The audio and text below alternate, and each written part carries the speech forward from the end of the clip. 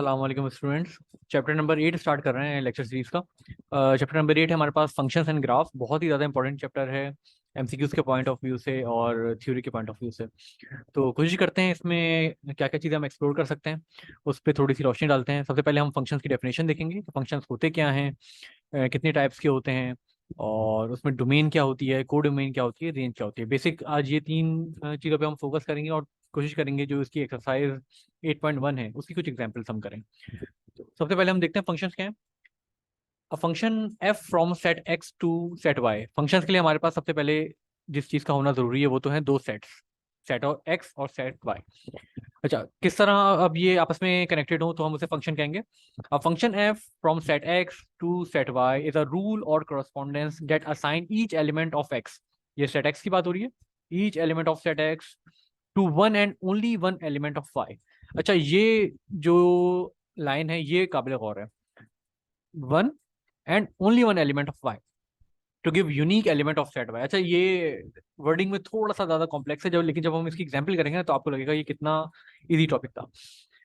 कह रहा है सेट एक्स से सेट वाई का जो कनेक्शन होना चाहिए वो इस तरह होना चाहिए कि सेट एक्स के जो एलिमेंट है उसका one and only one element जो है वाई से, वाई के एक एलिमेंट से उसका कनेक्शन होना चाहिए और वो यूनिक कनेक्शन होना चाहिए। There should be no element in set X that does not have mapping with element of set Y. तो अगर हम अज्यूम करें सेट एक्स है हमारे पास और हमारे पास सेट वाई है। सेट एक्स में एलिमेंट है फॉर सपोज ए और बी। सेट एक्स बना देता हूँ मैं ये। सेट वाई में एलिमेंट है 1 2 3। ये कह रहा है कि सेट एक्स और सेट वाई में एक फंक्शन डिफाइन है, इसे हम कह देते हैं फंक्शन एफ। कह रहा है ये फंक्शन सिर्फ उस ही वक्त होगा कि जब सेट एक्स के तमाम एलिमेंट्स का कनेक्शन होगा सेट वाई से। यानी कि ए का कनेक्शन अगर मैं कर दूं 1 से और बी का कनेक्शन अगर मैं कर दूं 2 से। अच्छा, अभी ये सिर्फ सेट एक्स के रेफरेंस से बात कर रहा है, सेट वाई के रेफरेंस से भी बात नहीं कर रहा। सेट एक्स का कह रहा है सेट एक्स के जितने भी एलिमेंट्स हैं उनका कनेक्शन होना चाहिए सेट वाई के एलिमेंट्स के साथ। तो ऐसा फंक्शन का ऐसा अगर सिनेरियो बन जाएगा रूल्स एंड रेगुलेशन में तो कहलाएगा ये फंक्शन। अच्छा, और डिटेल में मैं इसको बताऊंगा, अभी फिलहाल हम ये डेफिनेशन यहीं तक रखते हैं, जब एग्जांपल सॉल्व करेंगे तो और ज्यादा मजा आएगा इसमें। The element of set X are called pre images of the function. Set X के जो एलिमेंट्स हैं, सेट एक्स के जो एलिमेंट है यहाँ पे ए है यहाँ पे बी है, ये कहलाएगा प्री इमेज। और the corresponding elements of Y are called the images of the function. और जो सेट वाई के एलिमेंट्स हैं जो कि यहाँ पे 1 है और यहाँ पे 2 है, ये कहलाएगा हमारे पास इमेजेस। अब आप ये कहेंगे कि इसमें तो सर सेट वाई में 3 भी है, इसका क्या करना है। तो अभी हम डिटेल में इससे भी देखते हैं कि जो एलिमेंट जिनका कनेक्शन नहीं है उन्हें हम क्या कहेंगे। सिंबॉलिकली इसे इस तरह रेफर किया जाता है कि फंक्शन डिफाइन है from x to Y. The variable X is called the independent variable. X जो होता है वो इंडिपेंडेंट वेरिएबल कहलाता है। The variable Y is called the dependent variable. ये हमने थोड़ी सी बेसिक डेफिनेशन की है, ये हमने सिर्फ डेफिनेशन देखी है तो ऑब्वियसली कुछ कंफ्यूजन हमारे जहन में है अभी, लेकिन जैसे हम एग्जाम्पल 1 करेंगे आप देखेंगे कि हमारी तमाम जो कंफ्यूजन है वो रिजॉल्व हो जाएगी। अच्छा, एग्जाम्पल 1 में कह रहा है लेट एक्स, जो सेट एक्स है वो कह रहा है ए बी सी है एंड वाई सेट जो है वो 4 5 6 है। स्टेट वेदर और not the relation indicates by the following figures are function from x to y. कह रहा है ये जो तीन फिगर्स आपको दी हुई हैं, figure number 1, figure number 2, figure number 3, कह रहा है क्या ये रिलेशन तो है। रिलेशन हमारी इस किताब में नहीं है तो फिलहाल उसे हमने कवर नहीं किया। ये कह रहा है ये रिलेशन तो है, कह रहा है क्या ये फंक्शन भी है। तो अब हम इसमें थोड़ा डिटेल में विजुलाइज करते हैं कि क्या रिलेशन और फंक्शन में आपस में क्या फर्क होता है। अच्छा, फंक्शन बनाने की एक छोटी सी मैं आपको देसी टेक्निक बताता हूँ। ये हम अज्यूम करते हैं कि दो हमारे पास गैंग्स हैं, इसे गैंग कह देते हैं एक्स, ये गैंग वाई है, ये गैंग एक्स है, ये गैंग वाई है, ये गैंग एक्स है, ये गैंग वाई है। अच्छा, तमाम बात जो होगी वो अभी गैंग एक्स के रेफरेंस से होगी। तमाम बात जो होगी फंक्शन में वो हमेशा गैंग एक्स के रेफरेंस से होगी, लेकिन आगे जाके गैंग वाई को भी हम देखेंगे। लेकिन फिलहाल अभी तक की जो इन्फॉर्मेशन अभी हम कन्वे कर रहे हैं उसमें जो भी फंक्शन के हवाले से बात होगी वो गैंग एक्स के हवाले से होगी। दो गैंग्स हैं, गैंग एक्स है, गैंग वाई है। अगर हमें ये मालूम करना है क्या ये रिलेशन फंक्शन है तो हमें गैंग एक्स को किस तरह देखना है। गैंग एक्स के जो मेंबर्स हैं, गैंग एक्स के जो मेंबर्स हैं उन्हें दिया जाएगा एक तीर और उन्होंने वो तीर चलाना है।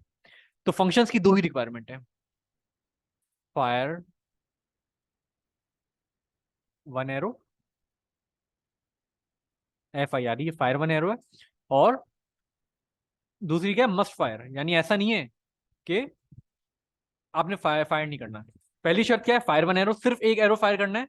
फायर, अच्छा इसे मैं यूं कर देता हूँ, fire only one arrow, only one arrow, सिर्फ आपने एक ही तीर चलाना है। और कोई गैंग एक्स का बंदा ये नहीं कह सकता कि भाई मुझे तीर नहीं चलाना। तो ये दो फंक्शन की बेसिक रिक्वायरमेंट है। अब आप देखते हैं, हम आते हैं अपनी एग्जाम्पल पे।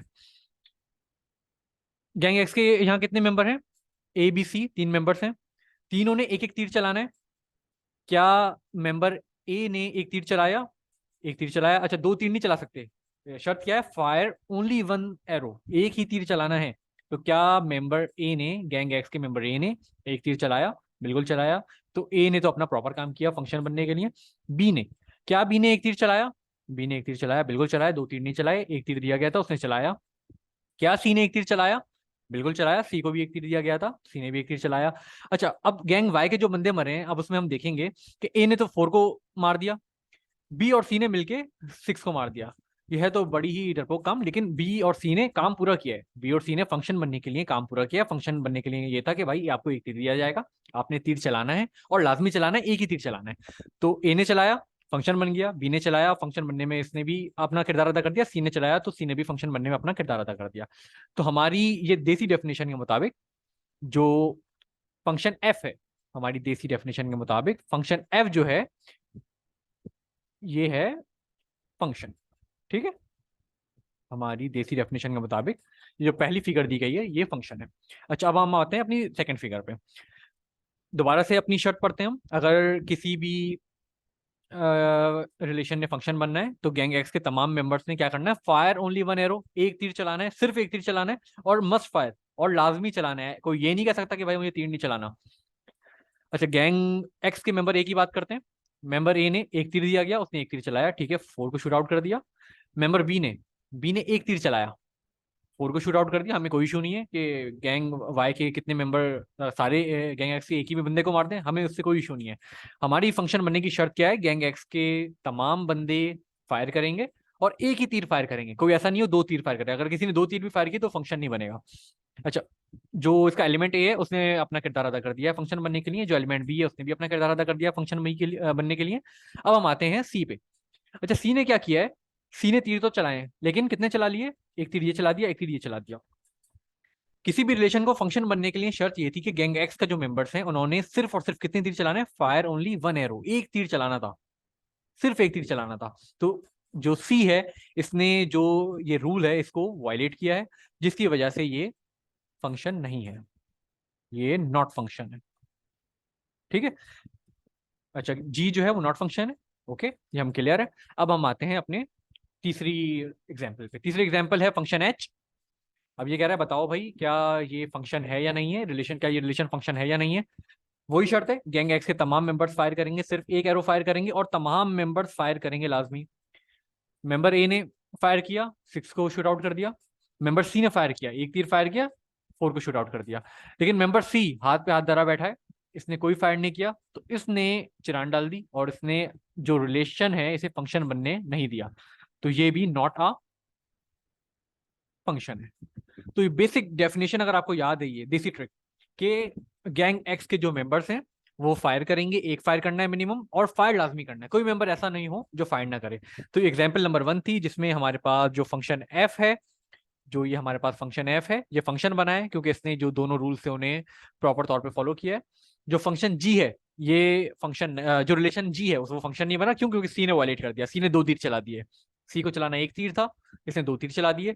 और यही बात अगर हम एच की करें, रिलेशन एच की, रिलेशन एच ने क्या किया, ए ने अपना काम पूरा किया है, सी ने अपना काम पूरा किया, बी ने क्या किया, बी ने फायर ही नहीं किया, तो इसने जो सेकंड वाला इसका पॉइंट था उसे वायलेट किया है। तो ये भी हमारे पास फंक्शन नहीं है। अच्छा हम इसकी एग्जाम्पल नंबर 2 पे आते हैं। एग्जाम्पल नंबर 2 कह रहा है, if function f define from R to R, real number से रियल नंबर में, is defined by function f is equal to 3x plus 5।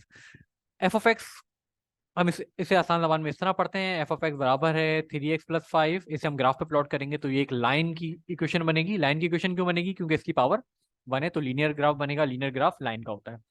ठीक है, एफ ऑफ एक्स को हम वाई से भी रिप्रेजेंट करते हैं, y is equal to f of x, क्योंकि एक्स हमने ऊपर पढ़ा है, एक्स जो होता है वो इंडिपेंडेंट होता है और y जो होता है वो डिपेंडेंट होता है। तो x जो होता है वो इंडिपेंडेंट होता है, y डिपेंडेंट होता है। अच्छा क्या कह रहा है, इफ फंक्शन f r से r तक is defined by this then find the value of, पहली उसमें क्या कह रहा है, ये मालूम करना है, फंक्शन ऑफ x मालूम करना है। कब मालूम करना है, जब x की वैल्यू 2 हो। फंक्शन ऑफ x जैसे ही मैं कह रहा हूं, जैसे ही मैं कहता हूं फंक्शन ऑफ x, तो आपने फौरन समझना है कि मैं y की बात कर रहा हूं। Function of x is equal to f of x is equal to y. जैसे ही मैं कह रहा हूँ फंक्शन ऑफ x, आप समझ जाए कि मैं y की बात कर रहा हूँ। तो कह रहा है फंक्शन की वैल्यू मालूम करें जब x की वैल्यू 2 हो। अच्छा ये मैंने इसका ग्राफ भी प्लॉट किया है, तो पहले हम ग्राफ से मालूम करने की कोशिश करते हैं। फंक्शन की वैल्यू मालूम करनी है कब, जब x की जो वैल्यू है वो 2 है। ये 0 है, ये 1 है, ये 2 है। फंक्शन की वैल्यू मालूम करनी है जब वो x की वैल्यू 2 है। मैं अगर इसकी लाइन की कॉरेस्पॉन्डेंस जाऊं तो ये पॉइंट मेरे पास बनेगा इसका, ये 10 है, ये 11 है। तो मैंने ग्राफ से देख लिया है कि मेरे पास जो पॉइंट आ रहा है वो आ रहा है 11। अच्छा अगली वैल्यू कह रहा है एफ ऑफ 2 की वैल्यू मैंने मालूम कर ली। अब कह रहा है फंक्शन की वैल्यू मालूम करें जब एक्स की वैल्यू -3 है। फंक्शन की वैल्यू मालूम करें जब एक्स की वैल्यू -3 है। तो ये 0 से स्टार्ट करते हैं, ये 0 है, ये -1 हो जाएगा, ये -2 हो जाएगा, ये -3 हो जाएगा। फंक्शन की वैल्यू मालूम करनी है जब एक्स की वैल्यू -3 है। अच्छा -3 वही काम करेंगे हम। अगर मैं ग्राफ पे ये पॉइंट प्लॉट करूं तो मेरे पास पॉइंट बनेगा ये पॉइंट बनेगा -1 -2 -3 -4। इस पॉइंट पे भी मैंने वैल्यू निकाल ली है, ये आएगी वैल्यू -4। इस पॉइंट पे मेरी वैल्यू आ रही थी 11। अच्छा एक और वैल्यू कह रहा है, ये थोड़ा सा फ्रैक्शन में है, कह रहा है फंक्शन की वैल्यू मालूम कीजिए जब 2/3 वैल्यू है। फंक्शन की वैल्यू मालूम करनी है जब एक्स की वैल्यू 2/3 है। एक्स की वैल्यू 2/3 का मतलब क्या है, ये 1 से भी छोटी वैल्यू। अगर 3/3 होता तो आंसर 1 आता, 2/3 है तो ये 1 से भी कोई कम वैल्यू आएगी, यहाँ पे आएगी 0.66। तो अगर मैं ऊपर जाऊं इसके, तो ये वैल्यू मेरे पास कुछ ये बनेगी। अगर मैं ऊपर जाऊं तो ये वैल्यू मेरे पास कुछ इस तरफ बनेगी, 7 के अराउंड कोई वैल्यू बनेगी। ठीक है, तो ये तो मैंने ग्राफ से निकाल लिया। अब मैं यही वैल्यूज फंक्शन में पुट करता हूँ और देखता हूँ क्या फंक्शंस पे मेरे पास ये वैल्यू आ रहे हैं। सबसे पहले मैं फंक्शन की वैल्यू मालूम कर रहा हूँ कब, जब एक्स की वैल्यू 2 है। फंक्शन की वैल्यू क्या है हमारे पास, 3x + 5। इसको हम डिटेल में सॉल्व करते हैं अब। फंक्शन है मेरे पास 3x + 5। फंक्शन की वैल्यू है तो मालूम करनी है कब, जब एक्स की वैल्यू 2 है।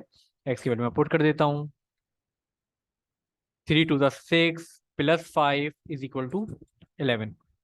फंक्शन की वैल्यू जब मैंने 2 पुट की तो मेरे पास आंसर क्या आया, 11 आया। इसे मैं हाईलाइट कर देता हूँ प्रॉपर। अच्छा ग्राफ पे मैं दोबारा चेक करता हूँ क्या यही आ रही थी। फंक्शन की वैल्यू जब 2 थी तो मेरा आंसर क्या आ रहा था, 11। फंक्शन की वैल्यू जब 2 थी, फंक्शन की वैल्यू जब 2 थी तो मेरा आंसर क्या आ रहा था, 11। ठीक है, ये मैंने फंक्शन से साबित कर दिया है। अब यही इसी फंक्शन में हम वैल्यू पुट करते हैं -3 की। फंक्शन में वैल्यू पुट करते हैं -3 की।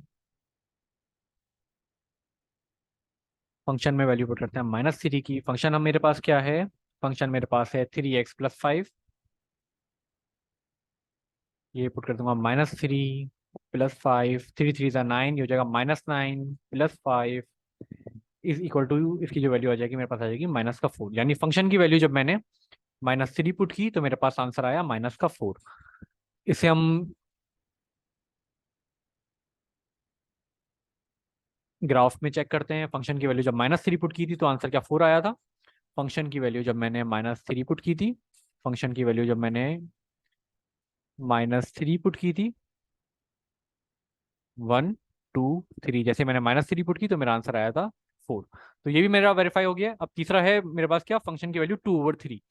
फंक्शन की जगह में मैं 2/3 पुट करता हूँ और देखता हूँ मेरे पास जो आंसर आ रहा है y का वो क्या आ रहा है।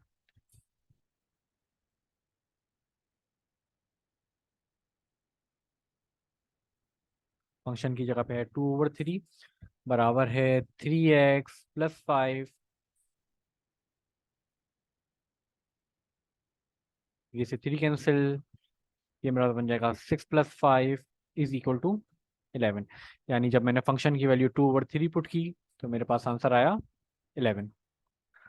तो इसे दोबारा हम अपने ग्राफ में चेक करते हैं। क्या फंक्शन की वैल्यू जब मैंने 2/3 पुट की थी तो आंसर मेरे पास 11 आया था। जब मैंने फंक्शन की वैल्यू 2/3 पुट की थी, ये पुट की, जब मेरा answer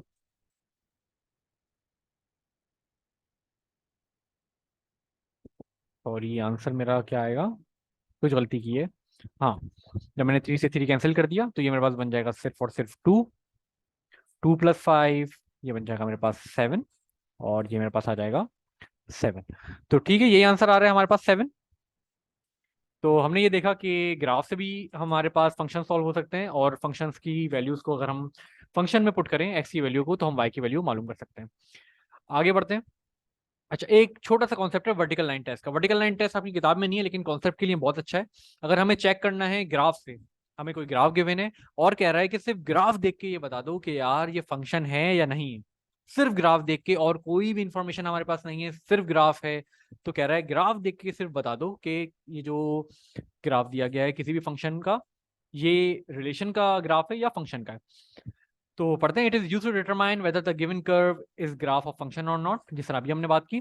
no vertical line can intersect the graph of a curve more than once.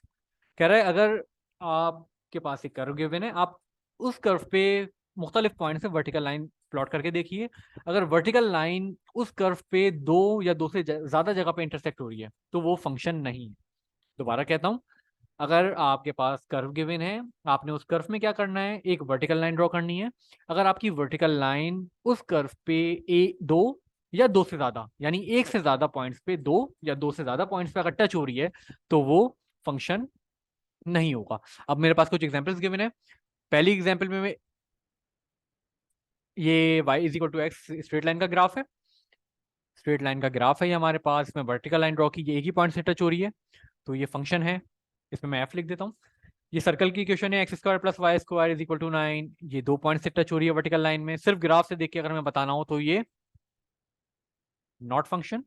ये पैराबोला का ग्राफ है जो कि अपवर्ड खुला हुआ है, y = x², ये भी एक ही पॉइंट से टच हो रहा है, ये भी फंक्शन है हमारे पास। ये भी पैराबोला की इक्वेशन है, ये हमारे पास दो पॉइंट्स पे टच हो रही है, ये हमारे पास नॉट फंक्शन है।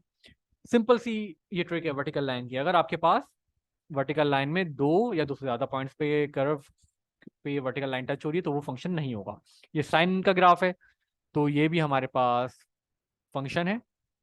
x = a का ग्राफ है, अगर मैं इस पे एक वर्टिकल लाइन ड्रॉ करूं तो वर्टिकल लाइन इन्फिनिटी टाइम पे इससे टच हो रही है, तो ये भी नॉट फंक्शन है, ये भी नॉट फंक्शन है हमारे पास। ठीक है, वर्टिकल लाइन टेस्ट आपकी किताब में नहीं है, लेकिन कॉन्सेप्ट के लिए बहुत ही बेहतरीन चीज है कि अगर सिर्फ ग्राफ आपके पास गिवन है और आपने पता करना है कि ये कर्व जो है वो फंक्शन का है या फंक्शन का नहीं है।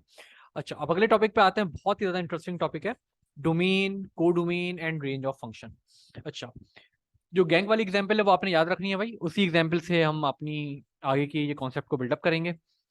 अच्छा, मैं ये डेफिनेशन बाद में आऊंगा, पहले मैं एग्जांपल कर रहा हूँ। एग्जांपल क्या कह रहा है, if x is equal to 1 2 3 4, x की जो वैल्यू है, सेट x जो है, यानी गैंग x जो है,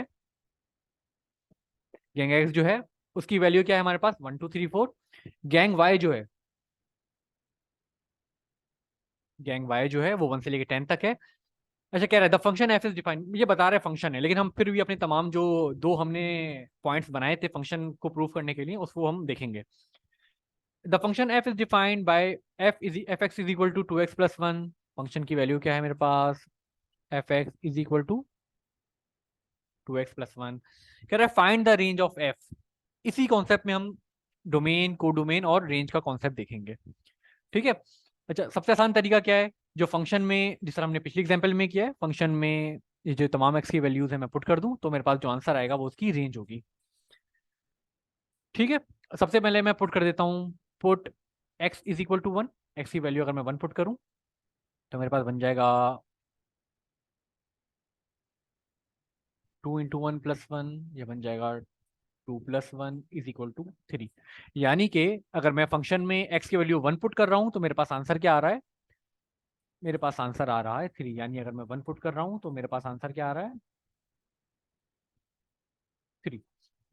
तो फंक्शन की पहली शर्त पूरी कर रही है, 1 ने तीर चलाया चलाया बिल्कुल चलाया, और एक ही तीर चलाया, और जो गैंग वाई का मेंबर था 3 उसको शूट आउट कर दिया। ठीक है, अब हम आते हैं थोड़ा सा नीचे, एक्स पुट कर लिया, पुट x = 2, 2 पुट करते हैं, फंक्शन की वैल्यू मैं 2 पुट करता हूँ, 2 ब्रैकेट में 2 + 1, ये बन जाएगा 4 + 1 इज इक्वल टू 5। अच्छा, जब x की वैल्यू मैंने 2 पुट की तो मेरे पास y की वैल्यू क्या आई? जब x की वैल्यू मैंने 2 पुट की तो y की वैल्यू मेरे पास आई 5। तो इसे मैं 5 की तरफ शूट कर देता हूँ एरो को। तो ये भी फंक्शन है, जो एलिमेंट 2 है उसने तीर चलाया, बिल्कुल चलाया, और एक ही तीर चलाया, और जिसका मेंबर गैंग वाई का जो मेंबर 5 था उसे शूट आउट कर दिया। इसी तरह हम आगे बढ़ते हैं, एक्स की वैल्यू पुट करते हैं 3 और 4। Put x is equal to 3, function की value 3, 2, 3+1 is equal to 6+1 is equal to 7। जब एक्स की वैल्यू 3 पुट की गई तो आंसर क्या आया मेरे पास? 7। जब एक्स की वैल्यू 3 पुट की गई तो आंसर मेरे पास क्या आया? 7। ठीक है। तो अभी भी ये फंक्शन है। जो गैंग एक्स का मेंबर 3 है उसने फायर किया, एक ही फायर किया, और उसने गैंग वाई के मेंबर 7 को शूट आउट कर दिया। ठीक है, अब मैं अपनी आखिरी टर्म पुट कर रहा हूँ।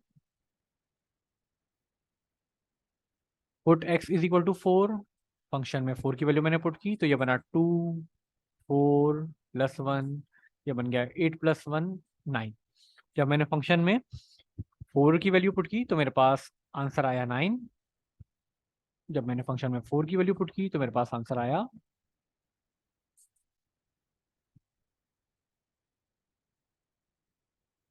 9। ठीक है, तो ये अभी भी फंक्शन है क्योंकि एलिमेंट गैंग एक्स का जो एलिमेंट 4 है उसने शूट किया और एक ही फायर किया, और उसने गैंग वाई के मेंबर 9 को शूट आउट कर दिया। अच्छा, अब ये कह रहा है, सवाल में क्या था? सवाल, अच्छा और ऊपर जाते हैं। हम सवाल में तो कह रहा था रेंज निकालो, तो लेकिन हम रेंज नहीं निकालते, हम निकालते हैं डोमेन, को डोमेन और रेंज, सारी चीजें निकालते हैं। डोमेन, को डोमेन और रेंज। सबसे पहले हम निकालते हैं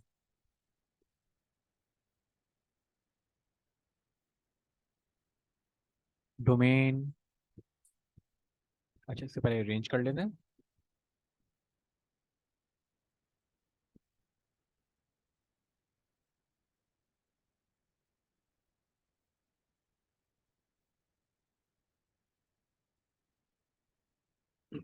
अच्छा, सबसे पहले आप इसकी डेफिनेशन भी पढ़ लेते हैं। डोमेन क्या कह रहा है? Set of all possible inputs of a function. कह रहा है set of all possible input of a function, जो जितने भी पॉसिबल इनपुट हैं फंक्शन के वो होंगे हमारे पास डोमेन। जितने भी पॉसिबल इनपुट्स हैं फंक्शन के वो हमारे पास होंगे डोमेन। यानी इसमें पॉसिबल इनपुट्स क्या हैं? एक्स की जितनी भी वैल्यूज हैं, एक्स की जितनी भी वैल्यूज हैं वो हमारे पास डोमेन होंगी। तो इसमें हमारे पास डोमेन क्या होगी? 1, 2, 3, 4। 1, 2, 3, 4। अच्छा, रेंज क्या होगी? रेंज वो होगी कि डोमेन के कॉरस्पॉन्डिंग जो वैल्यूज हैं, आसान जबान में एक मेंबर एक्स ने जिन एलिमेंट्स को, गैंग वाई के जितने एलिमेंट्स को शूट आउट किया है वो उसकी रेंज है। यानी 1 ने किसको शूट आउट किया है? 3 को, तो 3 रेंज में आएगा। 2 ने किसको शूट आउट किया है? 5 को, 5 रेंज में आएगा। 3 ने किसको शूट आउट किया है? 7 को, तो 7 रेंज में आएगा। 4 ने किसको शूट आउट किया है? 9 को, तो 9 भी रेंज में आएगा। यानी आसान जबान में मैथमेटिकल टर्म में गैंग एक्स के यानी सेट एक्स के जो करस्पॉन्डिंग एलिमेंट्स हैं जिनसे वो मैपिंग कर रहा है सेट वाई में, वो तमाम रेंज में आएंगे। तो इसमें आएगा 3, 5, 7 और 9। तो रेंज मेरे पास आ जाएगा 3, 5, 7 और 9। और कोडोमेन क्या है? गैंग वाई के जितने भी एलिमेंट्स हैं, जो गैंग वाई जितने भी बंदे लाए हैं वो तमाम कोडोमेन्स हैं। यानी 1 से लेके 10 तक के जो एलिमेंट्स हैं वो कोडोमेन्स हैं। 1 से लेके 10 तक के जो एलिमेंट्स हैं वो हमारे पास कोडोमेन्स हैं।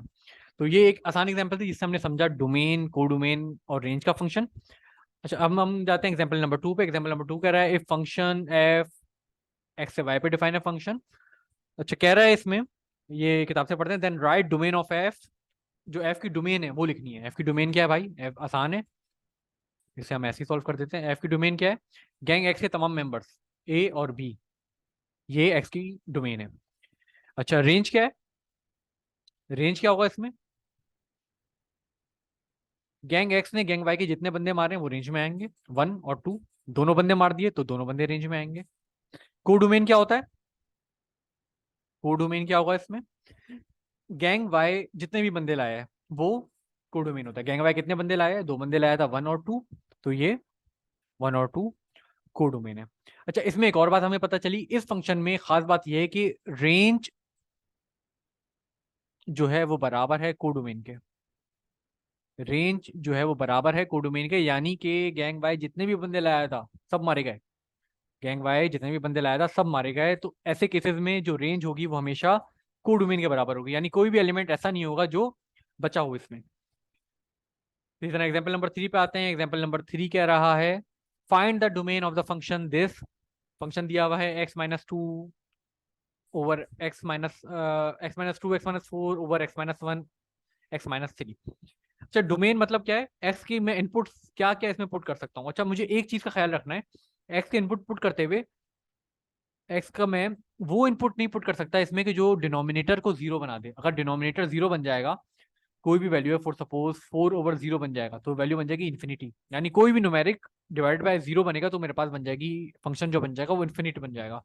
तो मुझे बस ख्याल क्या रखना है, मुझे ख्याल ये रखना है अपनी डोमेन लगाते हुए कि मैं वन पुट ना करूं, क्योंकि अगर मैं वन पुट करूंगा तो 1 - 1 हो जाएगा, जीरो बन जाएगा। और मैं थ्री पुट ना करूं, 3 - 3 भी मेरे पास जीरो बन जाएगा। तो मैं कोई भी रियल नंबर इसमें पुट कर सकता हूँ, -इन्फिनिटी से लेके +इन्फिनिटी तक कोई भी नंबर पुट कर सकता हूँ, सिवाय किन वैल्यूज के अलावा? मैं वन पुट नहीं कर सकता, वन पुट करूंगा तो ये जीरो बन जाएगा, और थ्री पुट नहीं कर सकता। अगर मैं वन पुट करूंगा तो 1 - 1 जीरो बन जाएगा, और थ्री पुट करूंगा तो 3 - 3 जीरो बन जाएगा। तो ये हमने देख लिया कि इसमें वन नहीं पुट हो सकता और थ्री पुट नहीं हो सकता। अच्छा, इसी तरह मैंने इसका ग्राफ भी प्लॉट किया है।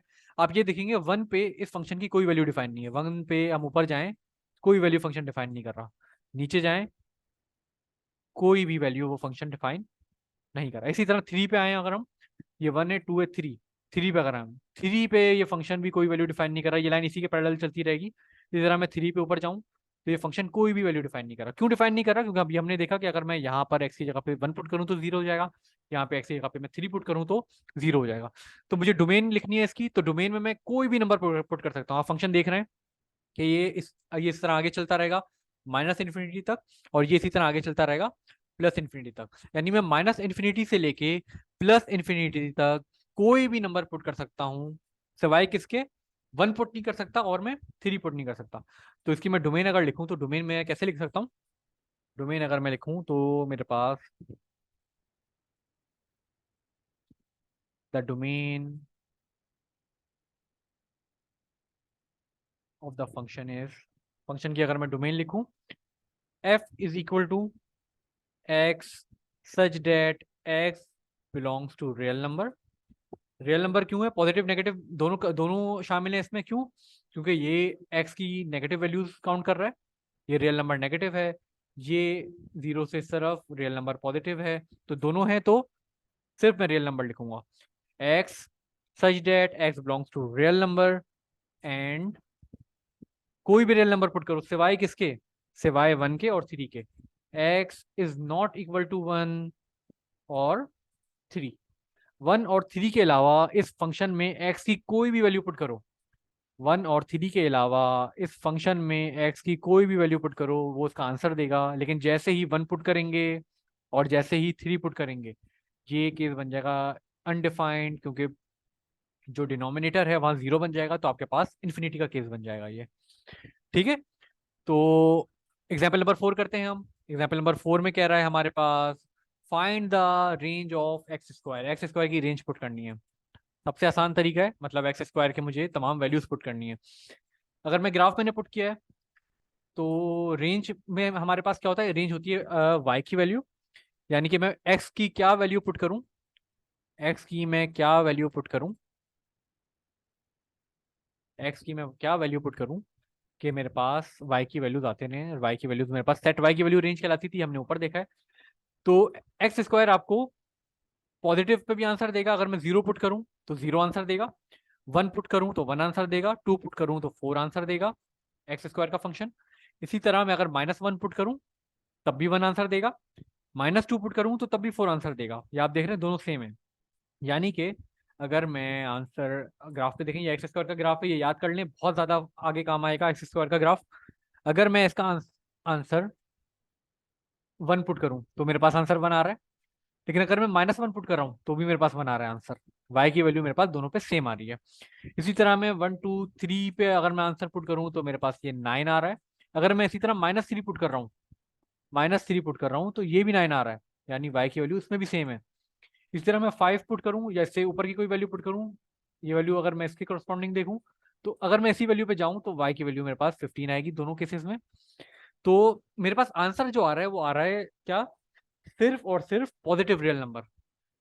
ऊपर मेरे पास आंसर क्या आ रहे थे, ऊपर मेरे पास आंसर तमाम रियल नंबर आ रहे थे, पॉजिटिव, नेगेटिव, या मैं डोमेन मालूम करने का कह रहा था। अब कह रहा है रेंज मालूम करो। एक्स स्क्वायर की रेंज आप देख रहे हैं कि ये y axis, positive y axis पे आ रही है तमाम चीजें, पॉजिटिव वाई एक्सिस, यानी कि 0 से शुरू हो रहा है और ऊपर रियल नंबर पे जा रहा है। 0 से शुरू हो रहा है, रियल नंबर पे जा रहा है, पॉजिटिव रियल नंबर। अगर मैं सिर्फ आर लिख दूंगा तो मेरा आंसर गलत हो जाएगा। क्यों? क्योंकि आर में दो चीजें होती हैं, आर पॉजिटिव, आर नेगेटिव। तो मैं आर नहीं लिख सकता, सिर्फ और सिर्फ आर नहीं लिख सकता मैं। तो मुझे अपना आंसर लिखना पड़ेगा क्या, कि इसकी जो रेंज है, इसकी जो रेंज है हमारे पास,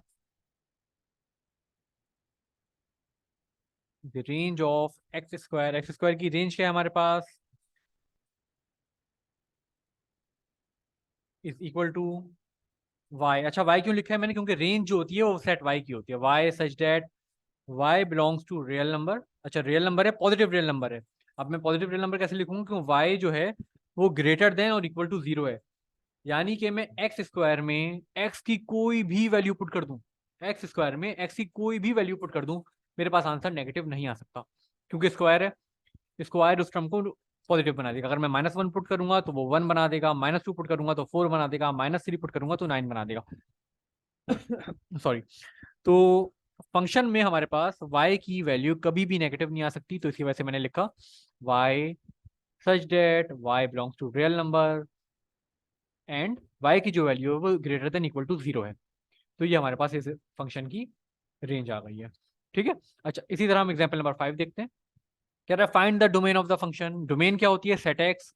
कह रहा है इस फंक्शन में मैं एक्स की कौन कौन सी वैल्यू पुट कर सकता हूँ कि मेरे पास y का आंसर आ जाए। कह रहा है इस सवाल में मैं एक्स की कौन कौन सी वैल्यू पुट कर सकता हूँ कि मेरे पास आंसर y का आ जाए।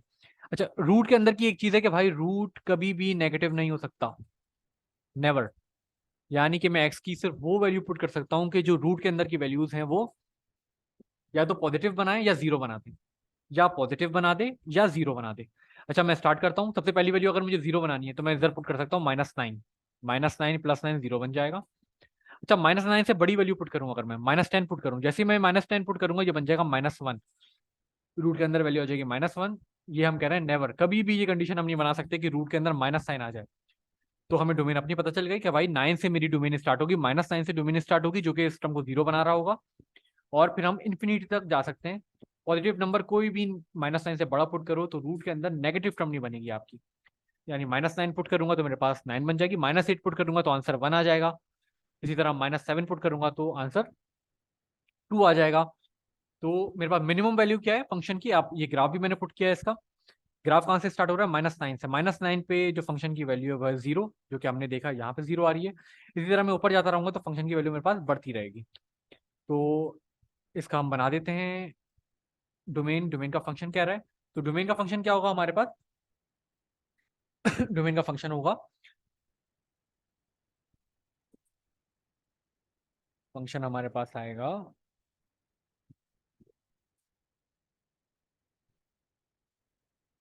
X such that x belongs to real number. Real number है, बिल्कुल रियल नंबर है, and x is greater than equal to -9। ये इसकी बन जाएगी डोमेन। यानी कि एक्स की जो वैल्यू है वो रियल नंबर में आएगी, और कहाँ से स्टार्ट हो रही है, ग्रेटर देन इक्वल टू -9, क्योंकि जैसे ही लेस देन पे आप जाओगे, जैसे ही -9 से पीछे जाओगे तो ये बन जाएगा -10। -10 में इस फंक्शन में पुट करूंगा तो मेरे पास आ जाएगा -1। रूट का -1 हम नहीं चाहते बनाना, तो ये हमारे पास कंडीशन है। तो हमारे पास डोमेन क्या आ जाएगी, कोई भी वैल्यू आप पुट कर दो डोमेन में, एक्स की कोई भी वैल्यू पुट कर दो, लेकिन वो वैल्यू रूट को नेगेटिव नहीं बनानी चाहिए। यानी -9 से वो स्टार्ट होगी और -9 से आगे हम कंटिन्यू करते रहेंगे। अच्छा, एग्जाम्पल नंबर 6 पे आते हैं। एग्जाम्पल नंबर 6 कह रहा है find the domain and range of the function. कह रहा है एक फंक्शन आपके पास दिया है। अच्छा, पहले कहता था, पहले सिर्फ हमसे डोमेन निकलवा रहा था या रेंज निकलवा रहा था, अब कह रहा है भाई डोमेन भी निकालो, यानी एक्स की वैल्यूज भी निकालो। डोमेन का मतलब क्या है, एक्स की वैल्यूज भी निकालो, और रेंज मतलब वाई की वैल्यूज भी निकालो इस फंक्शन की। अच्छा, सबसे पहले हम डोमेन निकाल लेते हैं भाई। डोमेन कैसे निकालेंगे? डोमेन से मुराद ये है कि हम एक्स की कौन कौन सी वैल्यूज इसमें पुट करें, तो हमारे पास ये टर्म जो है ये नेगेटिव नहीं बननी चाहिए। अच्छा, एक्स स्क्वायर है, अगर मैं 2 पुट करूं तो 2 का स्क्वायर 4 बन जाएगा, -4 0 0 ओके है मेरे लिए। अच्छा, अगर मैं 2 से जैसे ही कोई वैल्यू छोटी पुट करता हूँ, अगर मैं 1 पुट करूं, 1 का स्क्वायर -4, तो ये बन जाएगा 1 - 4 इज इक्वल टू -3। अगर मैं 2 से छोटी वैल्यू पुट कर रहा हूं तो मेरे पास आंसर क्या आ रहा है? आंसर नेगेटिव आ रहा है, 2 से छोटी। इसी तरह मैं अगर -2 पुट करूं, -2 पुट करूं अगर मैं इसमें, तो मेरे पास आ जाएगा रूट के अंदर -2 का स्क्वायर बनेगा 4, 4 - 4 इज इक्वल टू 0। तो -2 भी अगर मैं पुट कर रहा हूँ तो मेरे पास, क्योंकि स्क्वायर का फंक्शन है, तो जो मैं प्लस में वैल्यूज पुट कर रहा हूँ वही मैं माइनस में पुट करूंगा, क्योंकि स्क्वायर जो है वो उसके साइन के इफेक्ट को कैंसिल कर देता है। अच्छा, इसी तरह मैं अगर -1 पुट करूँ, -1 पुट करूँ तो ये मेरे पास बन जाएगा -1 का स्क्वायर -1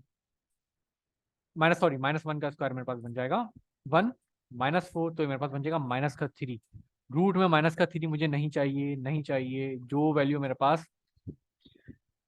पॉजिटिव में आ रही थी वही नेगेटिव में आ रही है। तो कुल मिला के बात ये है कि मेरे पास 2 से लेके +2 से नीचे अगर मैं जाऊं और -2 से ऊपर जाऊं, +2 से नीचे जाऊं और -2 से ऊपर जाऊं, यानी +2 हमारे पास ये है।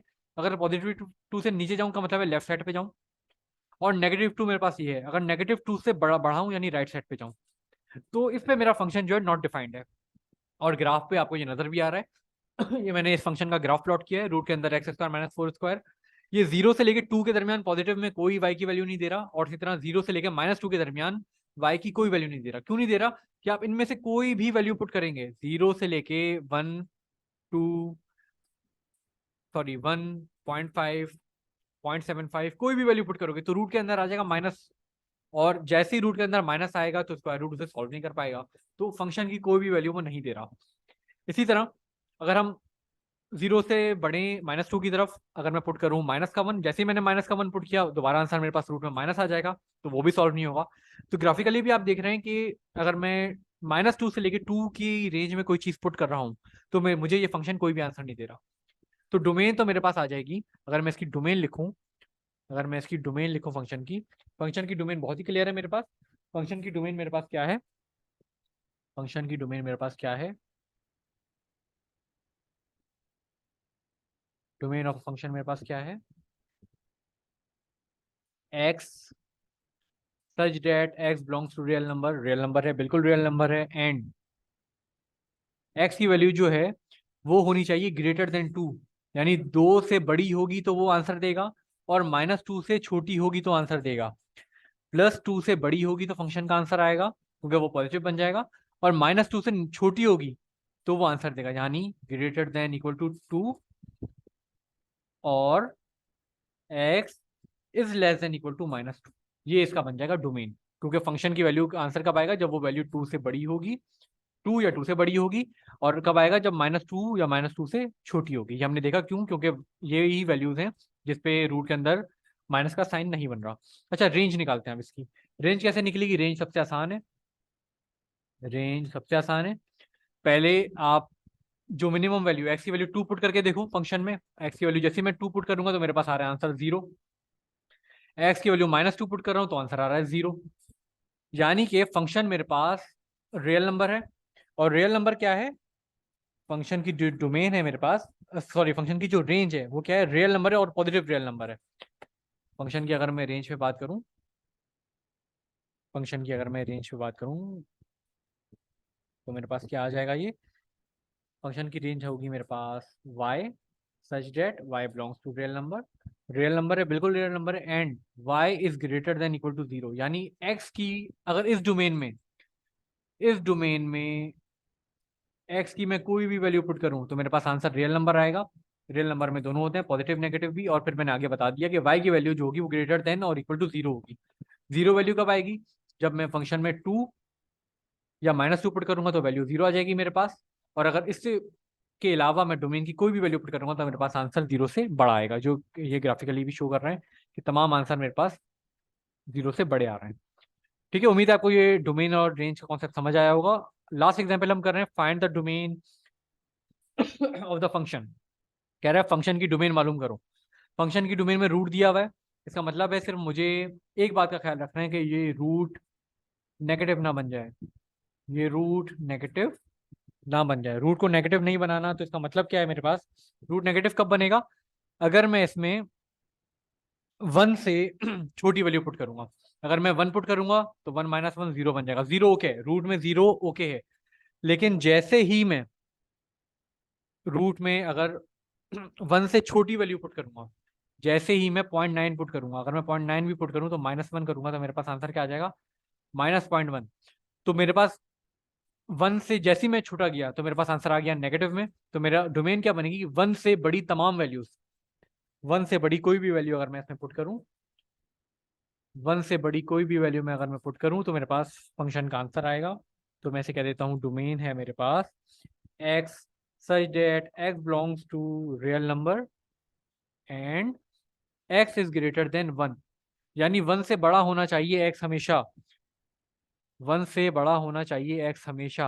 अच्छा 1 क्यों नहीं होना चाहिए, इसमें एक और कंफ्यूजन है। 1 क्यों नहीं होना चाहिए, अगर मैं 1 करूंगा इसकी जगह पे, अगर मैं 1 पुट करूंगा, अभी देखते हैं मैं 1 पुट करता हूँ, 1 माइनस 1, आपके आप पिछले एग्जाम्पल का आप कह रहे होंगे कि भाई रूट के अंदर 0 आ जाए तो ठीक है, ठीक है रूट के अंदर 0 आ जाए इशू नहीं है, लेकिन 1/0 बन रहा है ये। अगर मैं रूट में 0 पुट कर रहा हूँ और 1 माइनस 1 पुट करता हूँ तो मेरे पास 0 आ रहा है, 1/0 फिर इन्फिनिटी बन जाएगा, तो इन्फिनिटी फिर अनडिफाइंड है। वही केस बन जाएगा कि रूट में नेगेटिव बन जाए तो उसको भी आप डिफाइन नहीं कर पाओगे, 1/इन्फिनिटी बन जाए, 1/0 बन जाए, उसे भी आप डिफाइन नहीं कर पाओगे। तो इस वजह से मेरे पास जो सिर्फ डोमेन बनेगी, सिर्फ आंसर मेरे पास 1 से बड़ी अगर मैं वैल्यू पुट करूंगा तो ही वो फंक्शन, ये जो फंक्शन है हमारे पास, ये फंक्शन आंसर देगा। ये ग्राफ भी मैंने पुट किया है, ये इसकी वैल्यू 1 यहाँ है, आप ये देख रहे हो 1 पे ये लाइन इसी के पैरेलल चलती रहेगी, ये लाइन कभी भी 1 के इस पे इंटरसेक्ट नहीं करेगी, इसी के पैरेलल चलती रहेगी। लेकिन जैसे आप 1 से बड़ा आंसर पुट करोगे तो ये y का वैल्यू देना शुरू कर देगा, y की वैल्यू देना शुरू कर देगा। ठीक है, तो डोमेन और रेंज का कॉन्सेप्ट क्लियर था। तो हमने एक कुछ एग्जांपल्स की, डोमेन और रेंज के कॉन्सेप्ट को देखा, और सबसे पहले फंक्शन के कॉन्सेप्ट को देखा। कोशिश की कि आपको एक देसी एग्जांपल दूं एरो की, और जिससे हमें समझने में आसानी हुई। इस लेक्चर को आप बार बार देखें, रेंज, डोमेन, फंक्शन के कॉन्सेप्ट को देखें, और कोई चीज़ अगर आपको समझ नहीं आए तो आप कमेंट बॉक्स में कमेंट करें, मैं कोशिश करूंगा उसका आपको रिप्लाई करूं। मिलते हैं इंशाल्लाह अगले लेक्चर में। अल्लाह हाफिज़।